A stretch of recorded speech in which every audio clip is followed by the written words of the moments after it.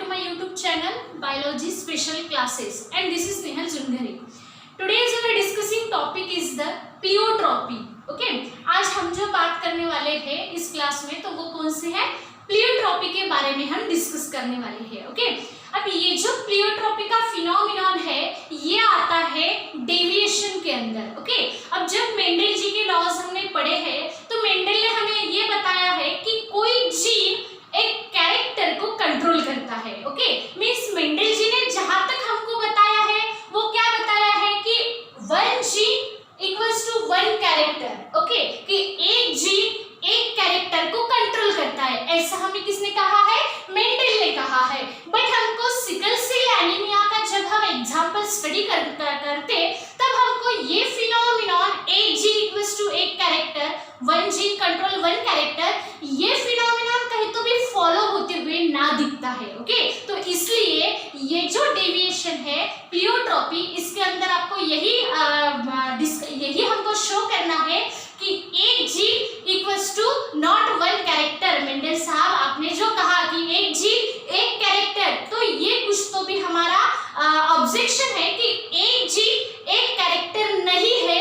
यहाँ पर तो हमको ऐसे दिखाई दे रहा है कि एक gene one gene control many character. Okay, Mendel ने जो हमको बताया वो क्या बताया, एक जीन एक कैरेक्टर. ओके, बट प्लियोट्रॉपी हमको क्या बता रही है, one gene equals to many character, या फिर आप ट्रेट भी बोल सकते हैं. ओके, एक जीन बहुत सारे कैरेक्टर कंट्रोल करता है या एक जीन बहुत सारे ट्रेट कंट्रोल करता है, तो ऐसा अगर फिनोमिनन हमको दिखता है एक जीन मेनी कैरेक्टर, तो इस फिनोमिनन को हम क्या कहेंगे, प्लियोट्रॉपिज्म या प्लियोट्रॉपी हम उसे कहेंगे. और जो जीन वन जीन जो जीन मेनी कैरेक्टर कंट्रोल कर रहा है उस जीन को हम क्या कहेंगे, प्लियोट्रॉपिक जीन कहेंगे. ओके, तो सबसे पहले आपको स्टेटमेंट दिया है, हमारा स्टेटमेंट यहाँ से शुरू होता है, यहाँ हमारा स्टेटमेंट खत्म होने वाला है. Okay, when a single gene means एक जीन कंट्रोल टू और मोर ट्रेट, या तो फिर यहाँ पे कैरेक्टर भी वर्ड आ सकता है. ओके, कुछ बुक्स में आपको कैरेक्टर भी दिखाई देगा. ओके, तो एक gene many character more character two और मोर ट्रेट अगर कंट्रोल करता है, जीन एक ही है बट वही एक जीन मेनी कैरेक्टर कंट्रोल कर रहा है, मेनी ट्रेट शो कर रहा है, तो उस जीन को हम क्या कहते हैं, it is called as the pleiotropic gene. Okay, उसे हम क्या कहते हैं, प्लायोट्रॉपिक बोलो या प्लियोट्रॉपिक बोलो. Okay, pleiotropic gene and that phenomenon, ये जो फिनोमिनन है इस फिनोमिनन को हम क्या कहते हैं, प्लियोट्रॉपी और प्लियोट्रॉपिज्म. ओके, एक जीन मेनी कैरेक्टर, एक gene single gene control many character और many trait more than two trait, that gene okay, जो जीन मेनी कैरेक्टर कंट्रोल कर रहा है उस जीन को हम क्या कहते हैं, प्लियोट्रॉपिक जीन कहते हैं. ओके, तो इसके अंदर आपको एग्जांपल स्टेटमेंट तो आपको समझ गया, इजी है. जो gene single gene control many trait two और more trait, that gene is called as the pleiotropic gene and that phenomenon is called as the pleiotropism और द प्लियोट्रॉपी. ओके, ये simple सा हो गया स्टेटमेंट. उसके बाद में आपको दिखाना है एग्जांपल. तो प्लियोट्रॉपी के अंदर आपको जो एग्जांपल दिया है वो दिया है सिकल सेल एनीमिया. ओके, ये एक जेनेटिक डिसऑर्डर है. ओके, माँ बाप से हमारे मम्मी पापा से हमको आने वाला ये डिसीज है. ओके, उसे हम सिकल सेल एनीमिया कहते हैं. तो ये जो सिकल सेल एनीमिया है, ओके, ये जेनेटिक डिसऑर्डर भी है. तो ये सिकल सेल एनीमिया के अंदर आपको प्लियोट्रॉपी का फिनोमिनन दिखाई देता है. वो कैसे, अब हम डिस्क्राइब करेंगे. ओके, तो ये जो डिसऑर्डर है, ये जो डिसीज है सिकल सेल एनीमिया, अब आपने नाम सबने सुना है. इसके अंदर क्या होता है, तो सबसे बेसिक जो इसका सिम्टम्स है तो खून की कमी हो जाती है और जो आपके आरबीसीज है वो कैसे हो जाते हैं, सिकल शेप. ओके, जैसे हाफ मून जैसे होता है ना, ऐसे समझ लो जैसे हाफ मून जो होता है, ऐसे हाफ मून या सिकल के शेप के जैसे आपके आरबीसीज हो जाते हैं। ओके, जो कि आपके सर्कुलर जो रहने चाहिए वो सर्कुलर ना रहते हुए वो कैसी हो जाती है, ये जो आरबीसी है ये आरबीसी कैसे हो जाती है, ऐसी सिकल शेप हो जाती है। Okay, half moon shape RBC हो जाती है।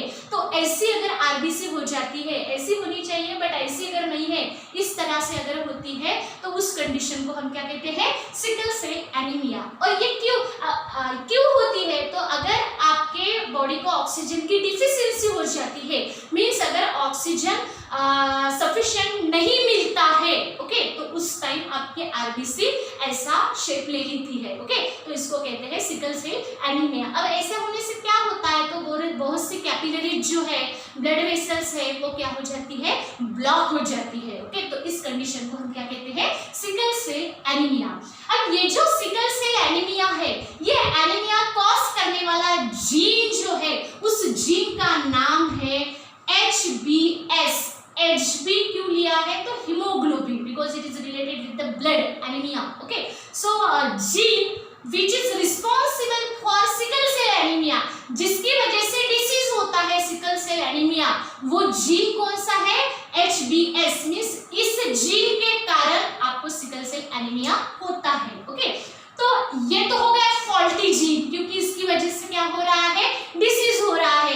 तो नॉर्मल कौन सा है, तो HbA is dominant. Okay, HbA जो है वो कैसा है, डोमिनेंट है, और वो आपको डिसीज नहीं करता है and not cause the disease. Means HbA अगर जीन रहता है तो इससे डिसीज नहीं होगा, और अगर HbS होता है तो इससे क्या होगा, डिसीज होगा। ओके, अब देखो द कैरियर हम किसे कहेंगे, नॉर्मल किसे कहेंगे, कैरियर पर्सन किसे कहेंगे, और 100% सिकल सेल एनीमिक हम किसे कहेंगे। तो आपको पता है जब हम कोई भी ट्रेट दिखाते हैं तो उसके अंदर हम अलील की पेयर लेते हैं। ओके, तो समझ लो ऐसी अगर पेयर है, कैसी, HbA HbA, इसके अंदर सिकल सेल एनीमिया का कोई जीन है क्या, क्योंकि सिकल सेल एनीमिया HbS से होता है। यस, ओके, यस है क्या इसमें, नहीं है, दोनों भी A है। इसका मतलब इसको सिकल सेल एनीमिया रहेगा क्या, नहीं रहेगा। ये जो पर्सन है जिसके अंदर ऐसा कॉम्बिनेशन होगा, ये होमोजाइगस हो गया। ओके, क्योंकि इधर भी HbA HbA दोनों भी सेम है, इसलिए ये होमोजाइगस हो गया, तो ये पर्सन नॉर्मल रहेगा। समझ लो अगर ऐसी कंडीशन है HbA HbS, तो वो कैरियर रहेगा। ओके, मींस उसको आप नॉर्मल भी नहीं बोलेंगे या तो फिर 100% सिकल सेल एनीमिक भी नहीं बोलेंगे। ओके, तो उसके बॉडी में हाफ आरबीसीज जो है वो नॉर्मल रहेगी, और हाफ जो आरबीसीज है वो सिकल सेल शेप प्रोड्यूस कर लेगी। ओके, सिकल सेल हो जाएगी। ओके, उसके बाद में थर्ड वाली जो कंडीशन है वो है HbS HbS, ये तो 100% सिकल सेल एनीमिक रहेगा। मीन्स ये जो है वो लेथल रहेगा। लेथल का मीनिंग होता है डाइज। ओके, ये मर जाएगा। ये जो बंदा है जिसके अंदर HbS HbS रहेगा, ऐसा कॉम्बिनेशन अगर रहता है, इसको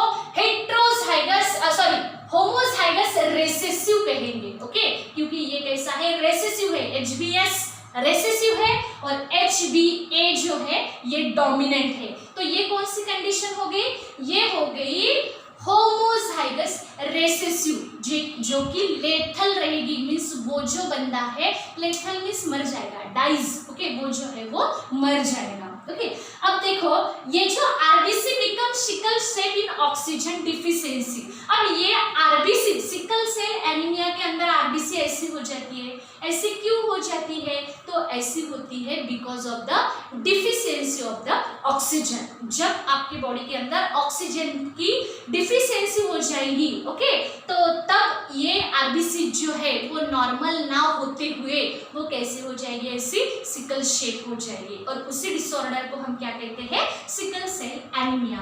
अब देखो आपको क्रॉस करना है, ये तो पर्सन नॉर्मल ही रहेगा, मींस इसको पैदा होने वाले बच्चे नॉर्मल ही रहेंगे। ओके, अब बात है इसकी HbS HbS, अब ये बंदा तो जिंदा ही नहीं रहेगा। ओके, या तो फिर रहा भी तो भी उसका लाइफ स्पैन परसेंट जो है वो कम रहेगा। अब हमको क्रॉस करवाना है sickle cell carrier with sickle cell carrier. Okay, sickle cell carrier male लेना है और फीमेल जो है वो भी कैरियर लेनी है। ओके, मेल भी कैरियर है, फीमेल भी कैरियर है। अब ऐसा जब हम करते हैं तो हमको क्या क्या मिलता है ये आपको देखना है। ओके, तो देखो ये जो सिकल सेल कैरियर समझ लो ये मेल है।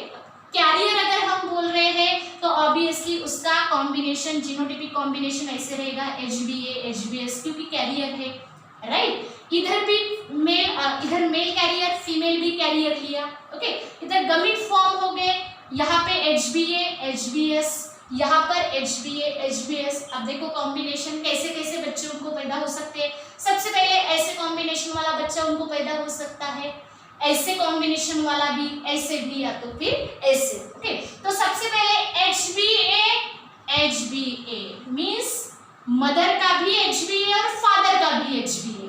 तब HbA मीन्स ये तो श्योरली नॉर्मल रहेगा, क्योंकि HbS अगर रहता है तो वो सिकल सेल एनीमिक हो गया। ओके, नेक्स्ट इधर से HbE आया, इधर से HbS आया, तो ए हो गया कैरियर। थर्ड वाले इसमें भी HbA HbS कैरियर हो गया, और लास्ट वाले इसमें HbS HbS। इसको आप चेकर बोर्ड में भी दिखा सकते हो। ओके, प्यूनेट स्क्वायर बोर्ड आप निकालो और प्यूनेट स्क्वायर बोर्ड के अंदर भी आप इस ये जो कॉम्बिनेशन हमने दिखाई दिया ये कॉम्बिनेशन आपको यहाँ भी आप प्रोड्यूस कर सकते हो। ओके, ये जो प्यूनेट स्क्वायर बोर्ड है इसके अंदर HbA HbS, इधर HbA HbS, और बनाओ कॉम्बिनेशन आपको क्या क्या मिलेंगे, तो ये 4 कॉम्बिनेशन आपको मिलेंगे। मीन्स एक जो है 25% पॉसिबिलिटी है कि उनका बच्चा नॉर्मल हो सकता है। माँ बाप भले ही कैरियर क्यों ना हो तो भी उनको पॉसिबिलिटी है 25% कि उनका बच्चा नॉर्मल भी हो सकता है, या तो 50% तो पॉसिबिलिटी ऐसी है कि उनका बच्चा कैरियर प्रोड्यूस होगा, और उसके बाद में जो थर्ड कंडीशन दी है वो कैसे होगा, sickle cell anaemic which will be die. Okay, dies जो मर जाएगा। ओके, जिंदा नहीं रहेगा। मीन्स आपको यहाँ पे 3 प्रकार के इंडिविजुअल, और ये एक हो गया चौथा, ये 3 जिंदा रहेंगे, ये मर जाएगा। ओके, तो ऐसे हमको 4 इंडिविजुअल मिले। मीन्स यहाँ जो आपको पॉइंट दिया है रेशियो वाला, the phenotypic ratio is 1:2 instead of 3:1। यहाँ 3 जिंदा रहेंगे, एक मर जाएगा, मीन्स 3:1 ऐसे रेशियो हम बोलेंगे। बट यहाँ 3:1 ना बोलते हुए हमें क्या बताना है, ओनली 1:2, क्योंकि एक जो है वो मर जाएगा, इसलिए हमको 3 ही यहाँ पे कॉम्बिनेशन दिखाने हैं और रेशियो बन जाएगा 1:2। ये पॉइंट आपको बहुत ही ध्यान से देखना है। ओके, और याद रखना है कि यहाँ जो फिनोटाइपिक रेशियो है वो 1:2 हो जाएगा इंस्टेड ऑफ 3:1। ओके, जबकि 3:1 रहना चाहिए था, बट यहाँ पे 1:2 ही होता है।